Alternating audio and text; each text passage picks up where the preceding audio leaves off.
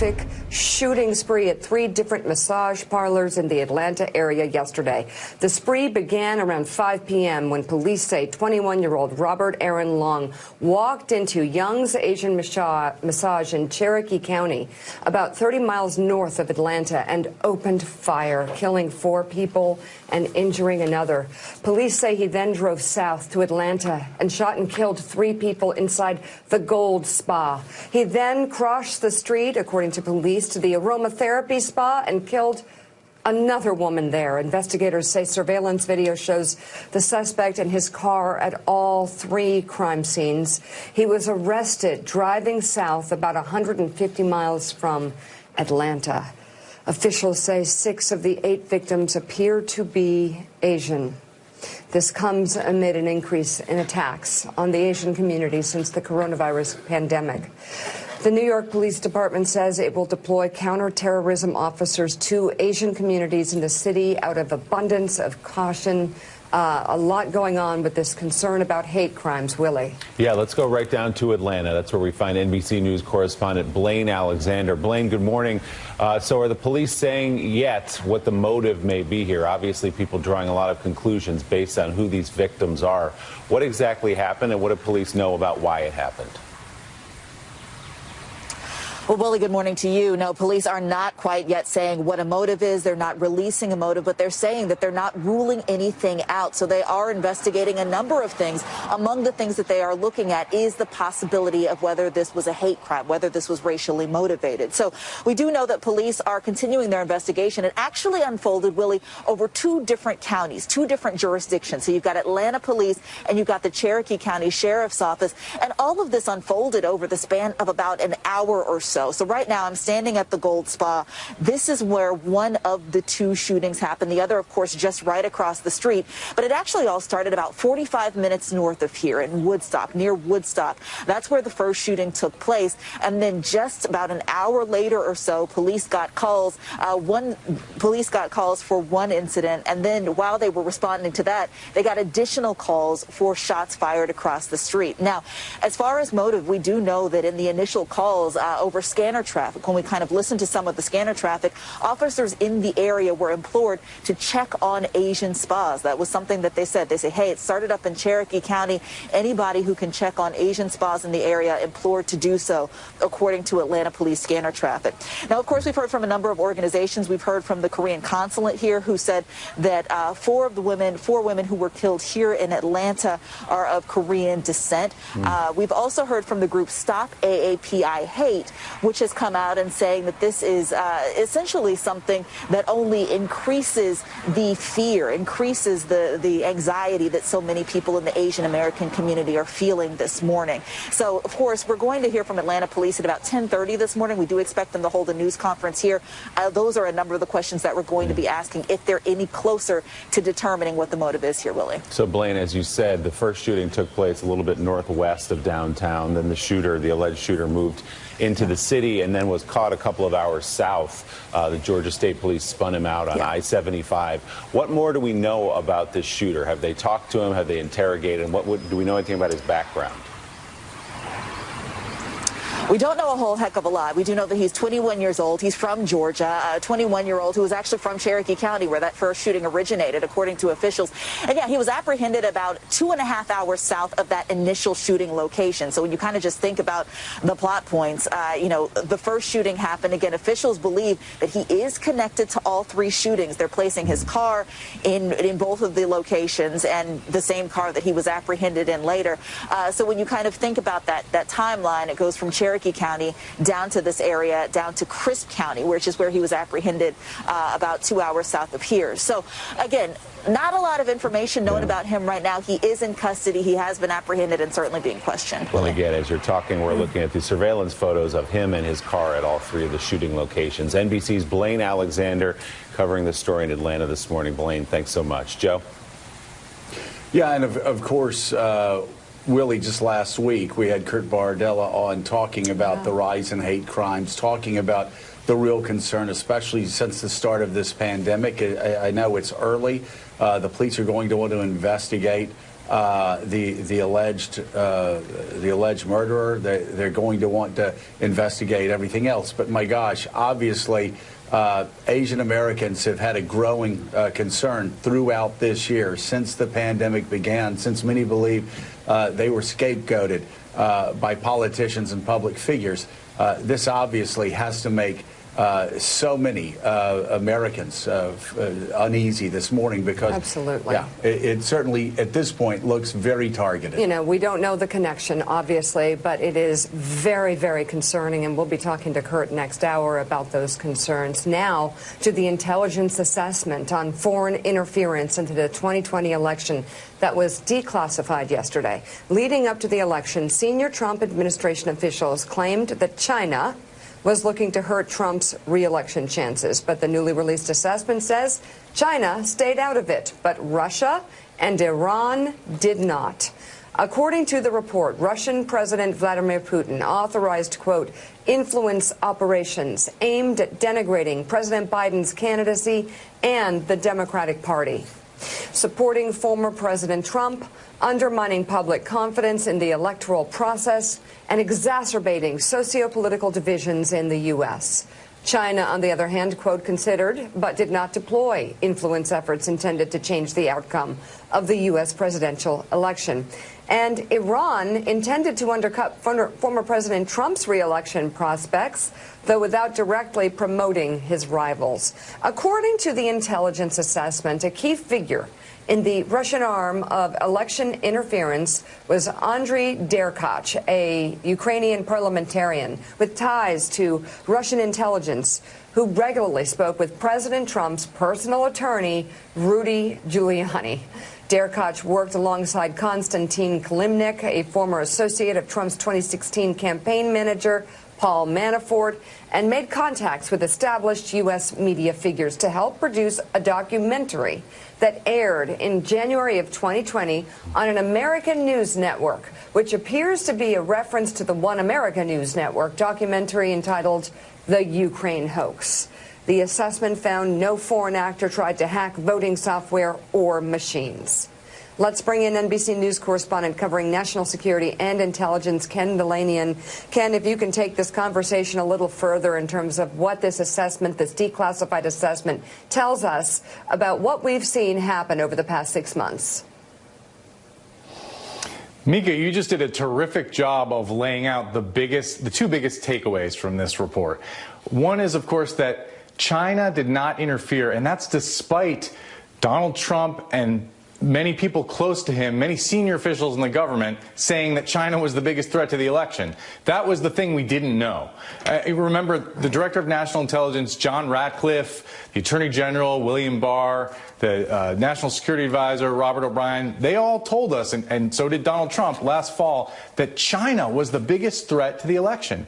And this report says that China, as you said, took a look at whether they could mount an influence campaign, but decided that in the end it wasn't worth it to them. The blowback wasn't worth it. And they concluded that whoever won the election, there was a bipartisan consensus to get tougher on China. And we're seeing that now. There's legislation pending in Congress that would take a number of steps against China. The Biden administration has hewed a hard line towards China. And so now, to be clear, China has a massive influence campaign trying to influence U.S. politics in Beijing's direction. And that gave those officials a fig leaf. But it's very clear from this report, high confidence, consensus across the intelligence community with one small dissent, that China did not interfere and that the things those officials were telling us were false, Mika.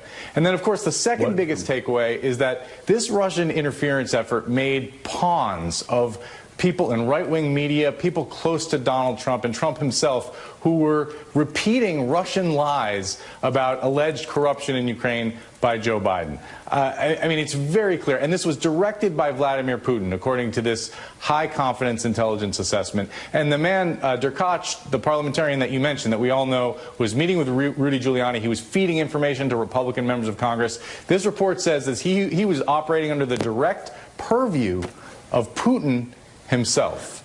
And so that documentary you mentioned on One America News Network was produced by a guy named Michael Caputo, who was actually a spokesman for the Department of Health and Human Services for a time before he left amid some inflammatory comments. And so people close to Trump were co-opted by a Russian influence campaign. That is one of the two big takeaways from this report, Mika and Joe. So Ken, can you give us a comparison, looking at this report, any idea yet whether Russia's involvement in the 2020 election was more, a bit more involved than in 2016? What was the level of involvement in those two campaigns? Was it on the rise, or was it less than 2016? Joe, I think this report suggests that on the influence side, it was as great or greater than 2016. But of course, in terms of hacking into election infrastructure, they didn't do that this time. Nobody did. That's the good news from this report. No foreign actor got into voting machines or voter registration systems or tried to manipulate the count or mess with results websites. The U.S. government did a good job of thwarting that. And we didn't see a high-profile leak and dump campaign by the Russians the way we did in 2016. They tried, according to this report, but they didn't necessarily succeed. But their influence operation to propagate this myth about Joe Biden and corruption and his son in Ukraine was very successful, according to this report, because it infected major media networks in the United States and major politicians and members of Congress and people close to Trump and the president himself. And it was their version of the big lie that was repeated over and over again, and it came right from Vladimir Putin. That's what is so striking about this intelligence assessment. Willie, what's also striking is the fact that senators got an intel briefing and were asked by the intel community not to swallow Vladimir Putin's propaganda whole, not to swallow the propaganda of an ex-KGB agent whole, and yet they did it. And one Republican senator after another went out and started repeating the big lie. Yeah, that's right. And if you look at that clip that we showed, or the still image from that documentary even, you see Devin Nunes sitting in there. I think Ken used the right word when you said pawns. If you read through this intel community assessment, they talk about Russia finding people that they could use to, quote, launder influence narratives. So to create a story and then find some people who are willing to go along with it and push it inside the United States of America. You mentioned Rudy Giuliani. Who else are we talking about here? And what were some of those narratives? Obviously, the Hunter Biden narrative comes to mind first. That's for me, Willie? Yeah. Yeah. So absolutely. I mean, the whole idea that Biden was doing business in Ukraine, or his son Hunter Biden was taking corrupt money from Ukrainian politicians, that was entirely a concoction, according to this report, of these Russian narratives. And a guy named Konstantin Kilimnik, who played a starring role in the Mueller investigation and was active in 2016 and essentially has been deemed by the United States government a Russian agent, was involved behind the scenes, according to this report, in propagating these narratives. And Andrei Derkach, the Ukrainian parliamentarian, and they were, look, Ron Johnson and Chuck Grassley, who were running that investigation in the Senate Homeland Security Committee, they were, it was based entirely, it appears, on narratives that were propagated by Russian intelligence, led by Vladimir Putin, and sort of spread by these men and some other people unnamed. Look, the report doesn't name all these American officials who they say were co-opted, but we know who they are. We watched this all unfold during the campaign, and the report makes it clear that it came straight from Russian intelligence. All right, NBC's Ken Dilanian, thank you very much for that reporting this morning. Now to President Biden yesterday, for the first time saying he supports reforming the Senate filibuster. I know you've been reluctant to do away with the filibuster. Aren't you going to have to choose between preserving the filibuster and advancing your agenda? Yes. But here's the choice. I don't think you have to eliminate the filibuster. You have to do it what it used to be when I first got to the Senate and back in the old days when you used to be around there. And that is that a filibuster, you had to stand up and command the floor. And you had to keep talking alone. You couldn't call for, no one could say, quorum call. Once you stopped talking, you lost that, and someone could move in and say, I move the question of. So you got to work for the filibuster. So you're for that reform. You're for bringing back the talking filibuster. I am. That's what it was supposed to be. Meanwhile, Senate Minority Leader Mitch McConnell issued a stark warning against any changes to the filibuster. Nobody serving in this chamber can even begin to imagine what a completely scorched earth Senate would look like. This is an institution that requires unanimous consent to turn the lights on before noon. Everything that Democrat Senates did to Presidents Bush and Trump, everything the Republican Senate did to President Obama, would be child's play compared to the disaster that Democrats would create for their own priorities if they break the Senate. Senator McConnell is always looking for a diversion. He knows how popular ARP is. He knows he and his whole caucus opposed it, and that the American people, even Republicans, we just surveyed in New York State, 55% of Republicans are for the ARP now that it's passed. So he's always looking for a diversion. As for the issue, we Democrats, all of us, believe we need big, bold change. As I've said before, we hope our Republican colleagues will work with us to produce that change. We will try to get them to work with us. But if not, we will put our heads together and figure out how to go, and everything is on the table. Let's bring in co-founder of Punchbowl News and MSNBC political contributor Jake Sherman. So, Jake, I'm just wondering, with Mitch McConnell, is he taking a page out of The Art of War? When you're weak, appear strong. I mean, he's talking about, just burning the entire place down to the ground if Democrats do what they have the power to do. Or do you really think that this is going to be some sort of legislative Armageddon if Democrats go ahead and make some exceptions to the filibuster? Can I say both might be true?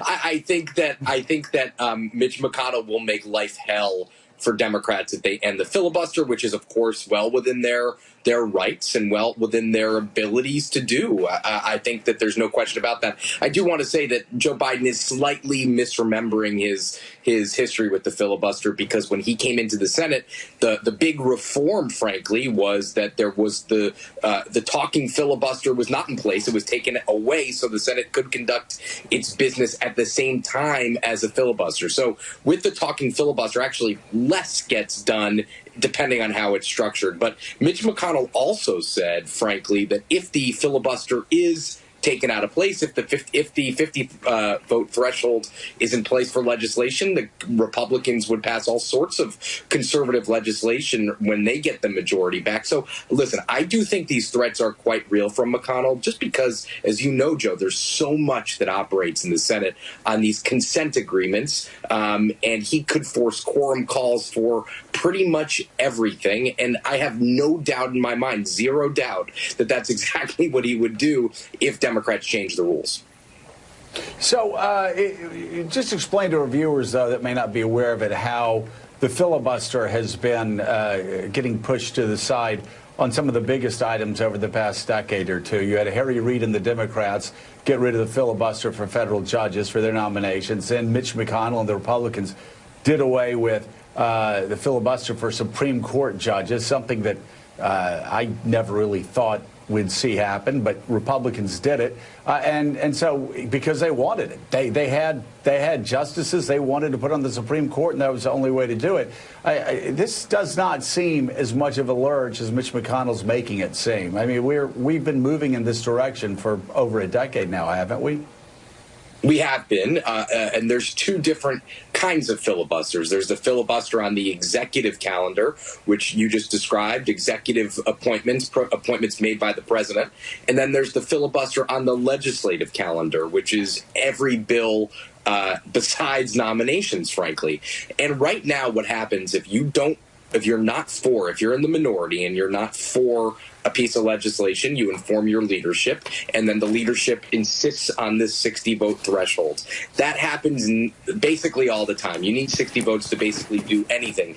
Yes, the Senate has been moving in this direction. Mitch McConnell made the argument yesterday at a press conference I was at that It would be a massive change because it would strip away any semblance of bipartisanship. Obviously, the Senate is really not a bastion of bipartisanship at the moment, but he does have one point. I mean, the COVID relief bills that were passed last Congress were done on a bipartisan basis, frankly, because of that 60-vote threshold. But yes, the Senate has been moving in this direction for a long time. But I would say, Joe, I'm just skeptical at this. I think Chuck Schumer does have something right here, which is this is slightly a diversion. I mean, we were all in the Capitol caught off guard yesterday when McConnell went to the floor to say this because there was really no impetus for this. I don't really understand why he had to do this now. He told us he just wanted to draw attention to the issue. But Joe Manchin and Kyrsten Sinema are not for what McConnell is talking about. They don't have the votes right now to do this. In fact, Republicans say they have assurances from Manchin and Sinema that they wouldn't vote for this. So, Jake, have Democrats settled on this strategy now of going to reconciliation whenever possible? The argument I've heard from some of them is we gave them a shot with this $1.9 trillion relief package that 75% of the country liked. Couldn't get a single vote out of them. Why would we stop and wait for votes them on things that are even more contentious than that? You hit the nail on the head, Willie. I mean, the Democrats only have one more reconciliation package. That is the fast-track 51-vote mechanism to pass big legislation that impacts the budget. Very strict rules, as we've now seen the last time around when the $15 minimum wage was stripped out of this legislation. But yes, if they are to proceed to an infrastructure bill, a big public works spending bill, they would have to use the reconciliation process to get it through, just because they just won't have the support otherwise. But after that, good luck. Those are the reconciliation bills that they have at their disposal right now. We're in March. They have one more for the year, and then they'll have to work with the other side on spending bills, legislation to raise the debt ceiling. So you can't use it all the time, but you can use it here, and they plan to use it here if they proceed as we expect they will on a public works package. All right, Jake Sherman, thank you so much. Let's bring in staff writer at The Atlantic, Adam Serwer. His latest piece is entitled Biden Chooses Prosperity Over Vengeance, in which he writes about the different goals of the Biden and Trump administrations. Quote, the passage of the $1.9 trillion American Rescue Plan Act of 2021 symbolizes more than an ideological divergence on public policy. It reflects a radically different theory of governance. The Democrats are no saints, but they've come to believe that both the viability of their party and the sustainability of American democracy depend on their capacity to broaden their appeal to right-leaning voters. Trump wanted to punish his enemies. Biden must convince Trump supporters that he's not their enemy. Defeating Trump was but a battle. Defeating Trumpism is the war. Adam, a brilliant piece. Thank you so much for being with us. And so the question is that Democrats will ask, and also that former Republicans ask of, even their friends and family, how do you convince people that have been programmed for over 2 years on Facebook with misinformation that Joe Biden's not the devil? Well, I think it's actually quite difficult. America is very polarized, and our political identities for people who are politically active have become a very important part of who they are. I think the Biden administration has a particular opportunity here because the predictions of what would happen if he won were so apocalyptic and bleak that if the reality diverges from that, that there might be some people who say, that wasn't really true. Biden is not what Trump said he was, or what the Republicans said he was. He's not this dangerous person who's going to destroy everything that I hold dear. But the truth is that there's a small number of people, I think, that are persuadable in that way, precisely because the country is so polarized and people's political identities have taken on such importance. It's so interesting. I have had some former Trump supporters saying they're just glad that they're not talking about him every day. They're just glad that they're not talking about politics every second of every day. Even some Trump supporters seem to be exhaling. We had David Shor on last week, who said politically that Donald Trump may have been good for the Republican Party. In your article, you say that Donald Trump was bad for the Republican Party, and also that he was focused almost primarily on punishing his political opponents, and because of that, he got very little done. Explain, if you will. Well, I actually wouldn't necessarily disagree with Mr. Shor's analysis. I mean, his point is that Donald Trump broadened his coalition in a way that allowed the Republican Party to hold power as a result of the ideal geographic distribution of their coalition, within our electoral system, with the Senate and with the Electoral College.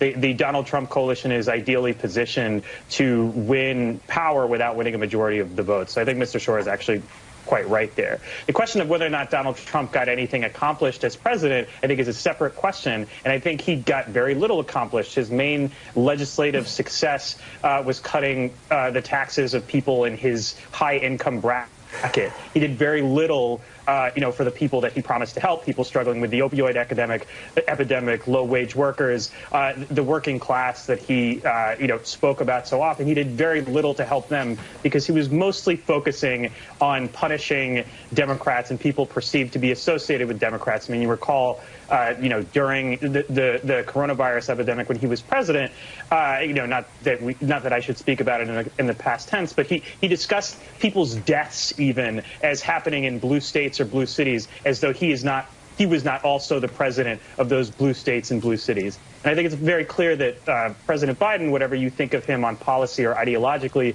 does not consider himself the president of blue America at war with red America, which is very much how Donald Trump saw it. Adam, you write in the piece that Democrats believe that the viability of their own party going forward and the growth of their own party is contingent on expanding their base a little bit and reaching out to center-right voters. So obviously they start with this $1.9 trillion package. Poverty, COVID, those things don't know a party. That's what they're going for there. But what does it look like beyond that? What does Joe Biden do? What do Democrats do when it looks to a lot of people from the outside like they've gotten actually more progressive inside the Congress? Well, I think it's true that the Democratic Party has moved left, not quite as far as the Democratic Party, as the Republican Party has moved right.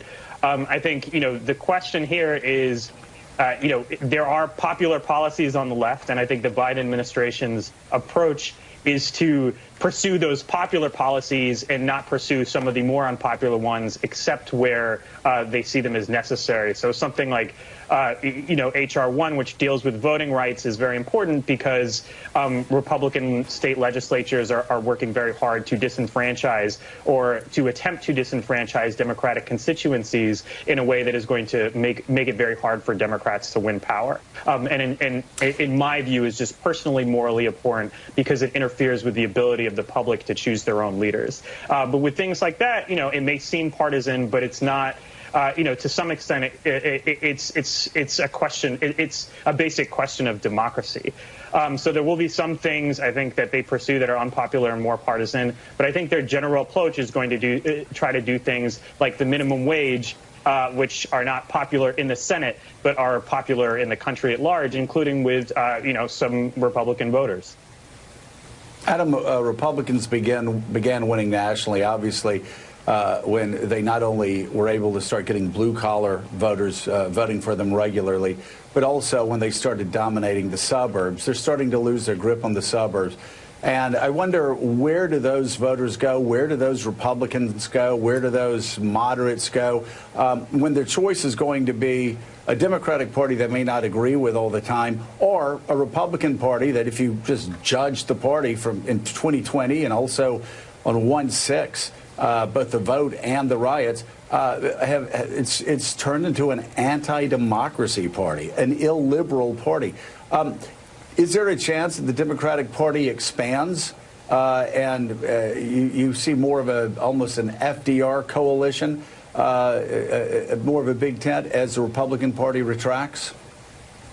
Well, look, I wouldn't want to make predictions. I think the post-Trump, post-coronavirus pandemic politics in the United States are probably more volatile than people want to acknowledge. But the reality is that typically there is a backlash, a political backlash against the party that is in the White House. There was a big one against Donald Trump, not just because he was president, but also because he was an unpopular leader who never tried to win over people who didn't like him. Biden is obviously trying harder to win over people who aren't necessarily in his corner. But typically, there is a backlash against the party in power. The party moves right when the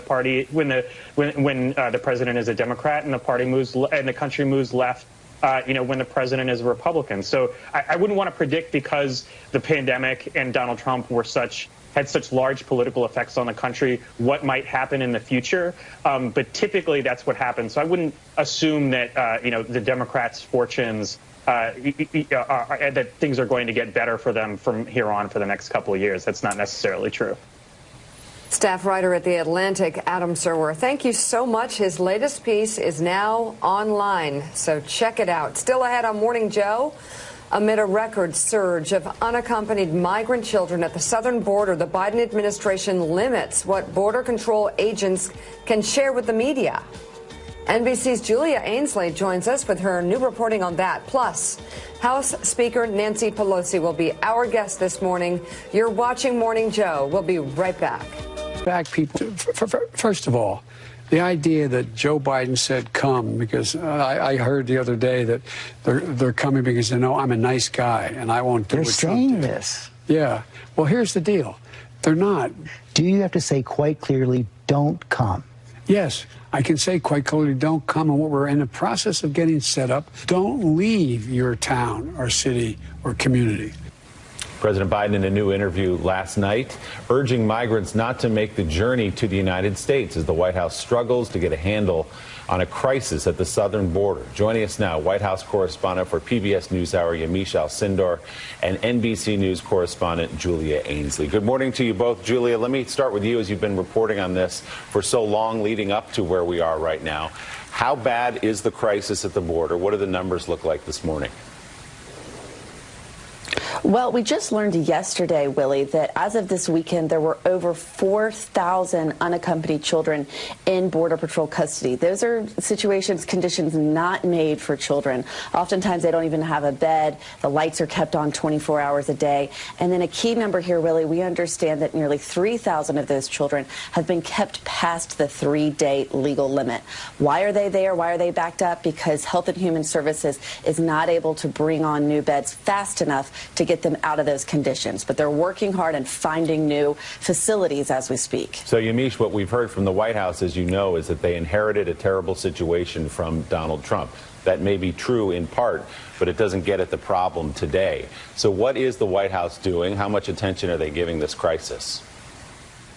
Well, the White House says that they're essentially scrambling to get this under control. They're trying to look for new facilities, looking for new places to try to house these children. But as you just noted, while this is a problem that the Trump administration, they would say, really gave them and handed to them, this is also an issue that is now happening on their watch. These children, according to reports and to lawyers that I've talked to and others have talked to, these children are crying, they're terrified, they're saying that they're not being let out for sunlight for days at a time. So what you have here is still a very, very tough situation that the Biden administration now needs to contend with. And we have not still been allowed in a lot of these facilities, a lot of the media requests to do ride-alongs, to be inside these facilities, to try to interact with these children, to really get a firsthand account from the media's perspective, to really report on this, have been denied. And I think that situation is in some ways really untenable. So I think what we see here is the White House is saying, give us a little bit of time, let us wrap our arms around the problem. But this is an urgent problem with young children at the center. So this is something that I think the White House is just really scrambling to understand and to do something about. And Julia, you're reporting on that point exactly, about access to the media, to what exactly is going on right there. What is the Biden administration doing, and how are they gagging, according to some sources, Border Patrol?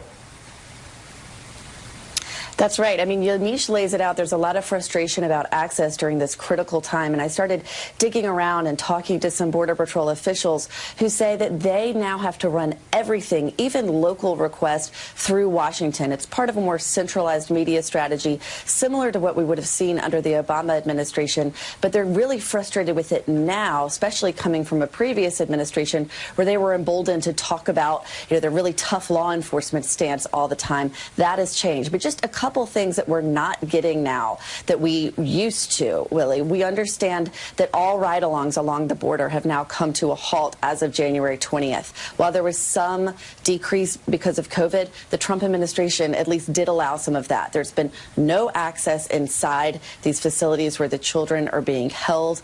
We also understand that people who crunch those numbers that I just gave you, they have been given recent orders not to leak because they don't want more of this information out there before they can control it and control the message on it.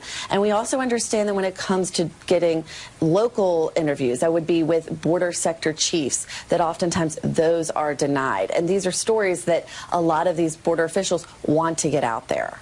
And Julia, how unusual is that? I mean, if it had been the Trump administration, we'd be rightly outraged that they were blacking out information on a very important story. So does this suggest that they have something to hide at the border? Well, I spoke to someone who's worked through the past 3 administrations who said really they're going back to more of an Obama-era approach where everything is run through Washington. But really what we're watching play out here is more of a culture war where you have a lot of border agents, know the union was very pro-Trump, who are now starting to just leak out videos anonymously, which can be very dangerous where we don't know where things are coming from. So right now, yes, it's very frustrating from a journalist perspective. We want access no matter who is in charge, especially when it comes to this vulnerable population of children. We need to know their conditions here. We need to be able to see it firsthand. I have toured facilities in the past where children are being held, and now we aren't able to get any of that access. All right, Julia Ainsley will be reading your full reporting at NBCnews.com. Julia, thanks so much. Yamiche, stay with us if you can. Coming up next, President Biden will have a virtual meeting today with Ireland's Prime Minister, in part to celebrate St. Patrick's Day. A lot on the agenda. Before the meeting, though, the Prime Minister is our guest. Next on Morning Joe. Patrick's Day, and to reaffirm the two countries' close partnership, President Biden will host the Prime Minister of Ireland for a virtual bilateral meeting later today. The two are expected to discuss a range of issues from combating COVID-19 to supporting the Good Friday Agreement. Joining us now, the Prime Minister, or Taoiseach as he's known in his homeland, of Ireland, Micheál Martin. Also with us for this conversation, MSNBC contributor Mike Barnicle. Mr. Prime Minister, I'd like to start off by simply asking what you hope to accomplish in the bilateral meeting today. Well, first of all, I think the key objective is, of course, to deepen our relationship, the bilateral relationship between Ireland and the United States. And in President Biden, we have perhaps the most Irish-American president since John F. Kennedy. And his election was greeted with great affection and warmth in Ireland, and I will be thanking him for his consistent support for peace in Ireland and for the Good Friday Agreement. We will also, of course, discuss the transatlantic relationship between Europe and the United States, which is clearly now being reset by President Biden.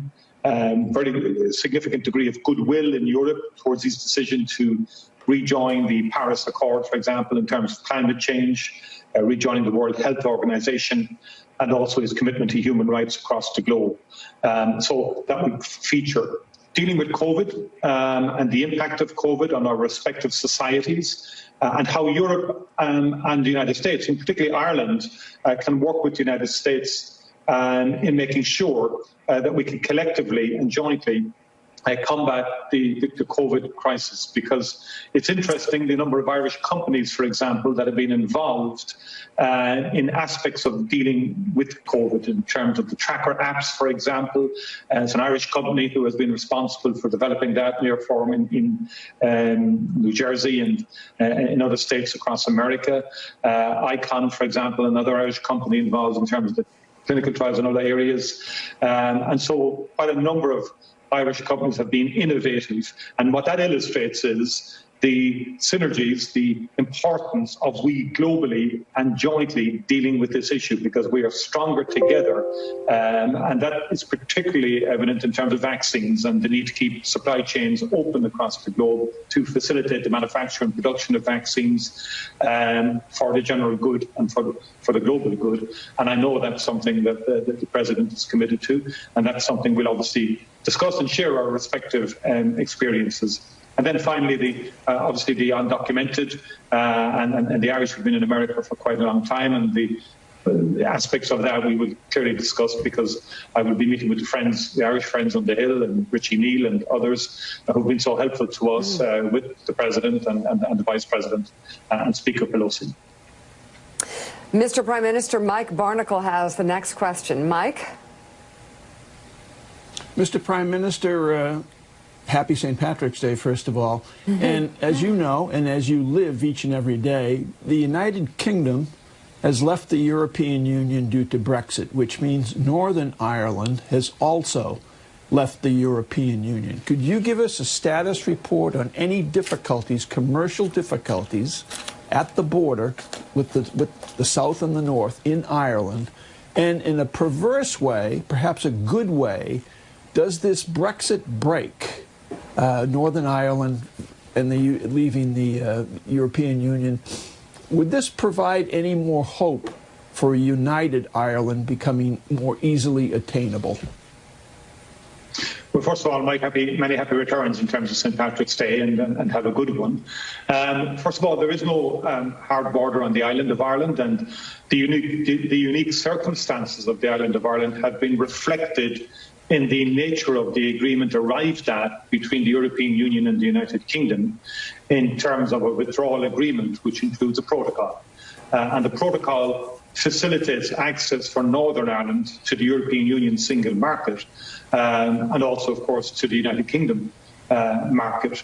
There have been some teething problems in respect of that, but there are mechanisms within the agreement that facilitate the ironing out or the resolution of those issues over time. And in terms of Brexit more generally, it has created some issues between exports and imports between the European Union and the United Kingdom in terms of bureaucracy. But the key part of the agreement is that it's absent tariffs and it's absent quotas. So it's a good trade and cooperation agreement between the United Kingdom and the European Union, which is something we sought and something which we have secured. And in the context of Northern Ireland, the Good Friday Agreement, the support of President Biden, the Friends on the Hill, and Speaker Pelosi has been very influential in securing our key objectives and preserving that peace. And in terms of the broader evolution of the Good Friday Agreement, I have developed an initiative called the Shared Island Initiative, which is really about we working out all traditions on the island of Ireland, working out how we share the island of Ireland into the future, irrespective of one's constitutional preferences, and we all have those, but really to build reconciliation, true reconciliation between traditions and people, to work on that, to develop on a significant number of North-South projects, and to build that understanding, build on the genius of the Good Friday Agreement. And remember, the Good Friday Agreement would not have happened without the interest and support of successive American administrations. And in many ways, President Biden personifies that American commitment to and interest in Ireland, and above all, interest in peace in Ireland. And that's the approach that we are taking. Brexit has changed the dynamic somewhat, but it's incumbent on all of us to work to ensure that we can develop that reconciliation and understanding I spoke about earlier, and also making sure that there's a constructive relationship between the United Kingdom and the European Union going into the future. Mr. Prime Minister, it's Willie Geist. Welcome to the show. Great to have you with us. Let me ask you specifically about what some of the threats are to the Good Friday Agreement. It's been in place for 23 years since it brought an end to the Troubles in 1998. Why do you need President Biden's reinforcement of that agreement right now? What threat do you see?